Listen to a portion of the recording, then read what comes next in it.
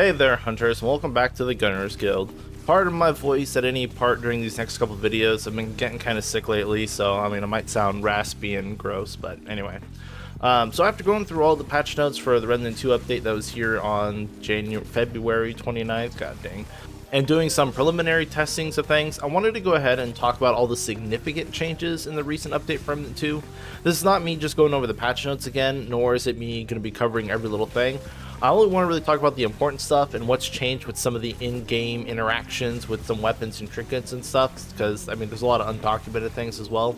And we're going to be taking a look at some of the new weapons as well and kind of reviewing those.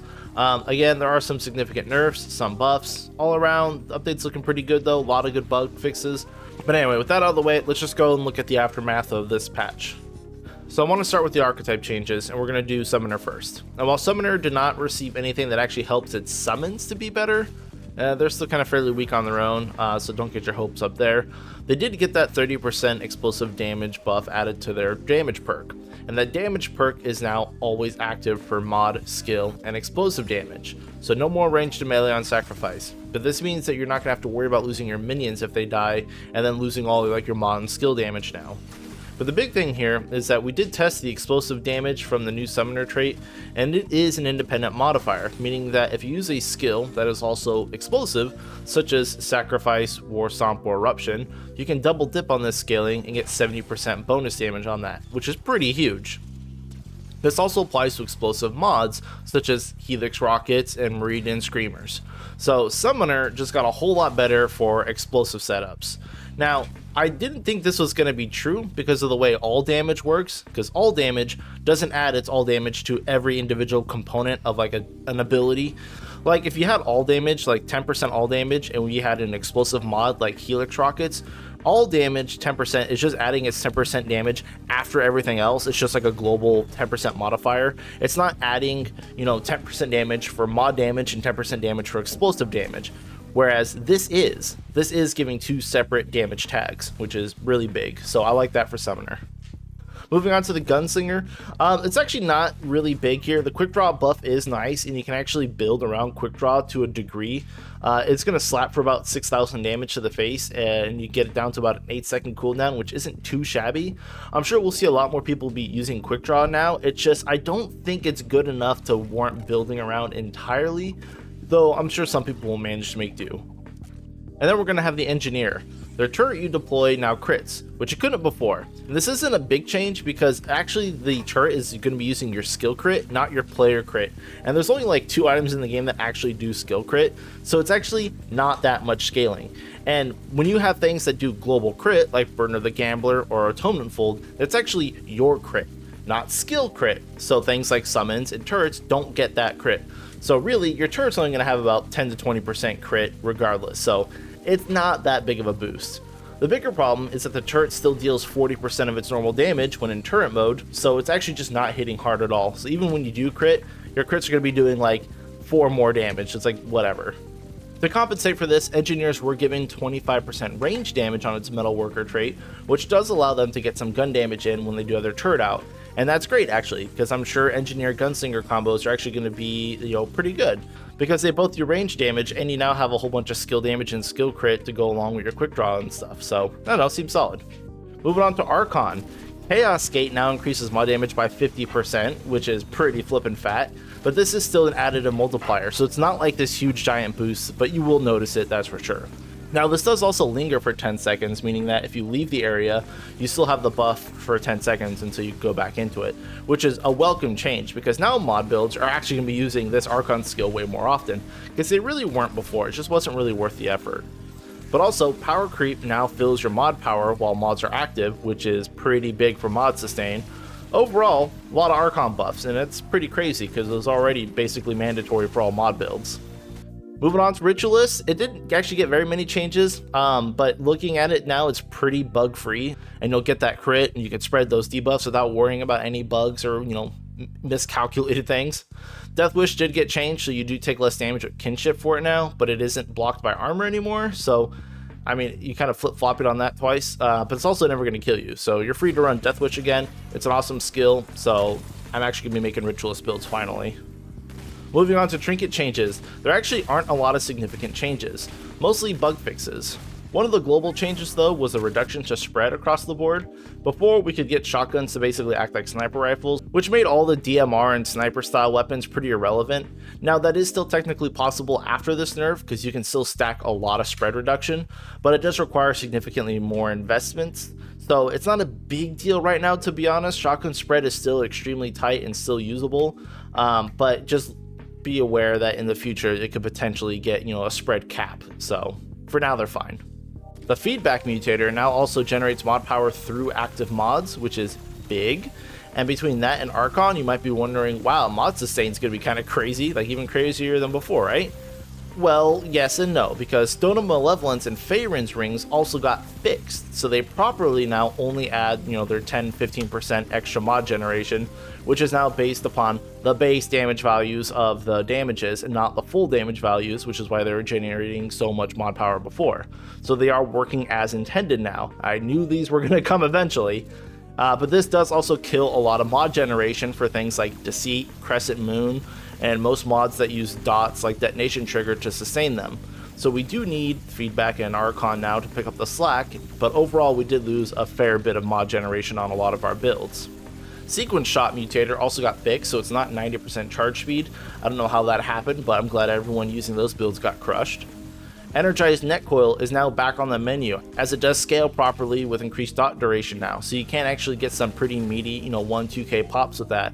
And while the internal cooldown is still kind of holding it back slightly, it's still giving you 25% status damage, so it's amazing for dot neck still, and it is probably going to be the go-to choice, so we can all rejoice about that one. Speaking of dots, in general, a lot of the dot bugs appear to be fixed with the duration scaling and dot damage, and I can confirm after testing a bunch of dots, everything does seem to line up pretty well. But this does also mean that Band of the Fanatic is pretty much dead, as it just kind of tanks your dot duration super hard and doesn't really provide too much damage to compensate for it. And I know the Fargazer mod is still bugged and doing a ton of damage based upon dot duration, but I think just about everything else is pretty good, so we can actually comfortably play with dot builds without worrying about future nerfs or fixes to them. Moving on to the weapons. So to start, bye bye Spectral Blade, you're going to be missed. It no longer scales with AoE size, so they kind of killed it pretty hard. Can't hit the whole room anymore. Next, not directly nerfed, but some weapons caught an indirect nerf, starting with the Crescent Moon. This no longer shoots 2 arrows with each shot during the mod usage, but now it only fires 2 arrows when you land a perfect charge shot.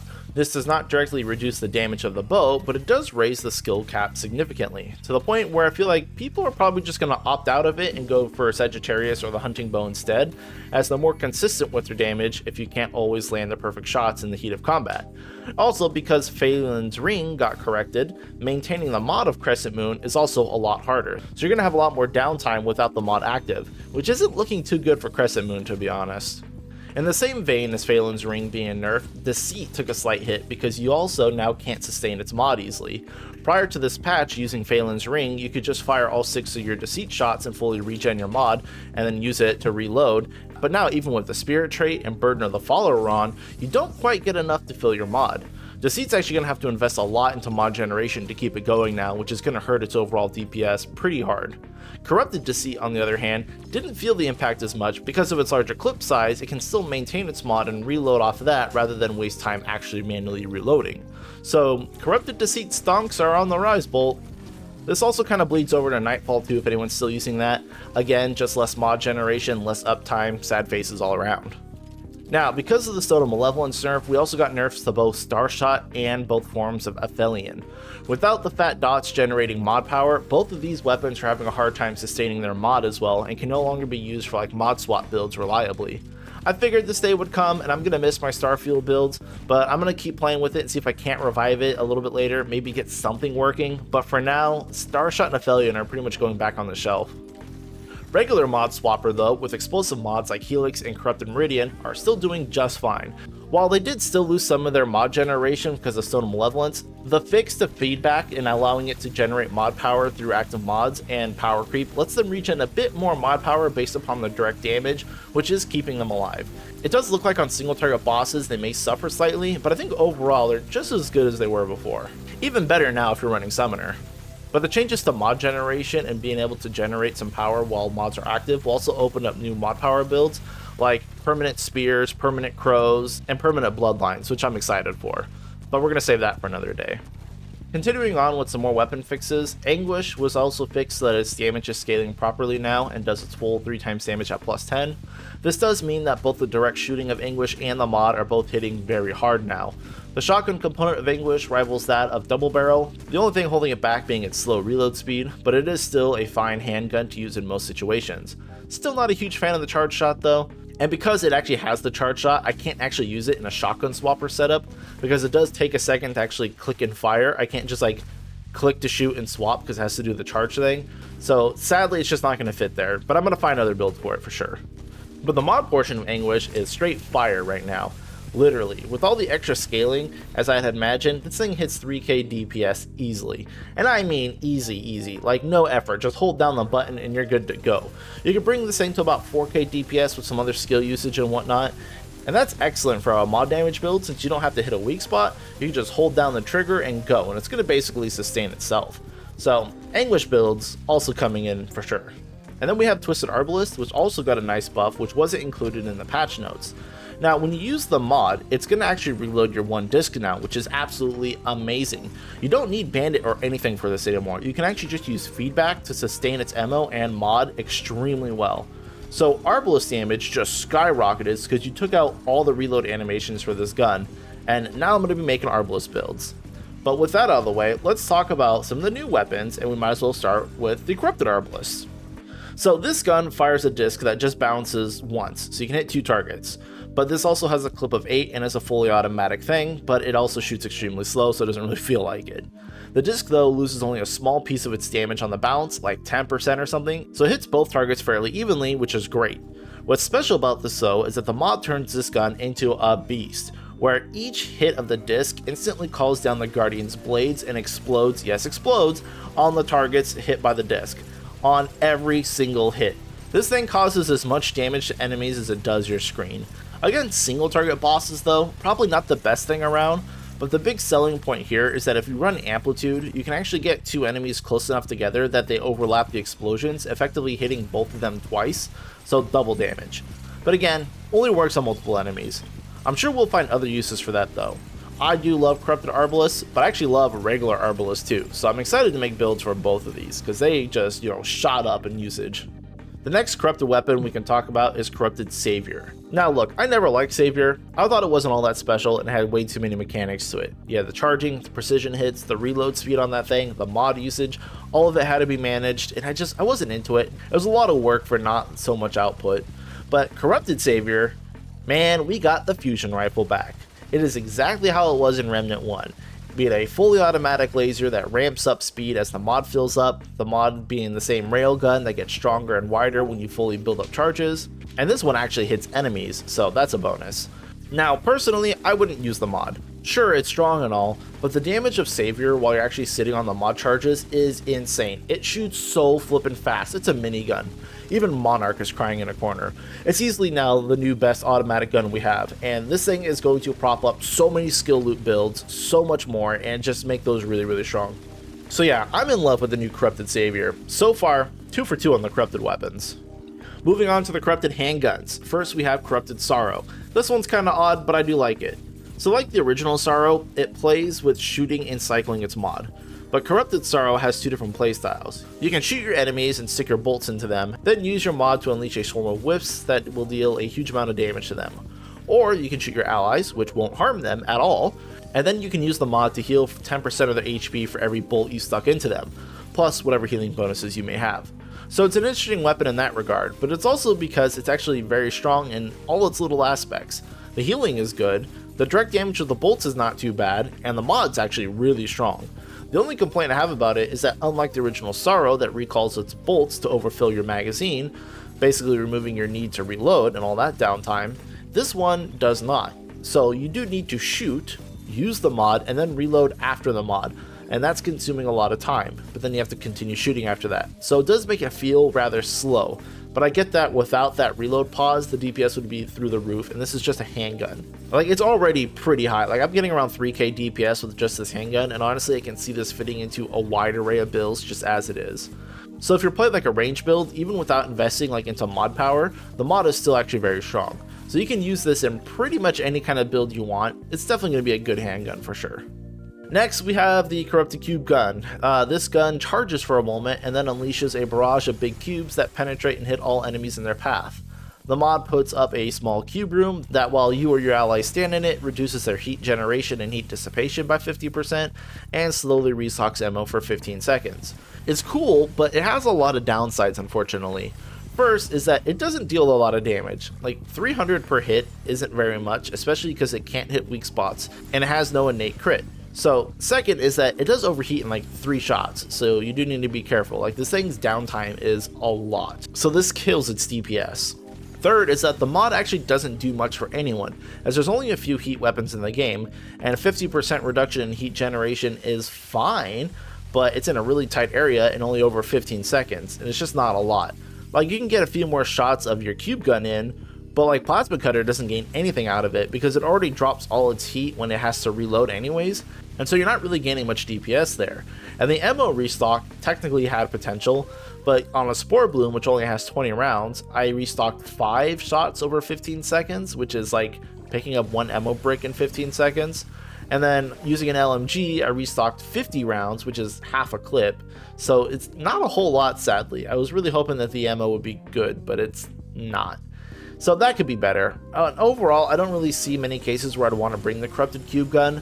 The cubes don't even scale off AoE size, so the cubes don't get bigger. So you really just kind of have to like line up a bunch of people to make the use of like the penetrating cubes, and then that's kind of cool. But that's the only case where I could see it actually being decent.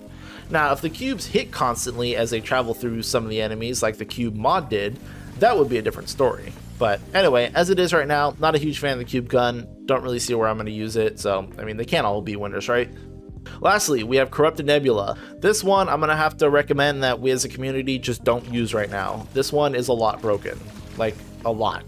So what it does here is that it shoots lasers that will release wisps on kills or weak spot hits, up to 5. And you can use the mod to detonate these wisps and cause a corrosive dot. It's a great design on paper, I love it, but the problem here is that it's pretty severely broken. First is that you can detonate the wisps like 3 or 4 times during the mod use window if you're generating enough mod power. So you can actually explode them a lot, like every one you could detonate 3 times easy. The second is that the corrosive dot stacks with itself, so you can constantly refresh the duration and ramp up the damage by adding more stacks to it infinitely. And because of the changes to the feedback mutator, you can use the feedback mutator on Corrupted Nebula, and then the mod will basically pump mod power back into itself, granting infinite mod power because the dots are so high, and well, that's going to let you spam the mod detonation in the first place. So then you can just slap on Energized Net Coil, which keeps scaling its explosion based upon the growing dot that you're stacking, and it gets out of control really fast. So yeah, that's wild, and we could just put this one on a shelf for now and agree not to use it. That'd be okay. We'll play with regular Nebula for now, which is great because it causes corrosion on mod use, and that's nice, right? But anyway, that's all the big changes and things I wanted to talk about with the new patch right now. Obviously, there's still a lot of testing to be done, builds to be made, so stay tuned for those. If you have any questions or want to keep up with whatever I'm doing, feel free to join my Discord in the description below. But anyway, yeah, thanks, peace, and good luck out there, hunters.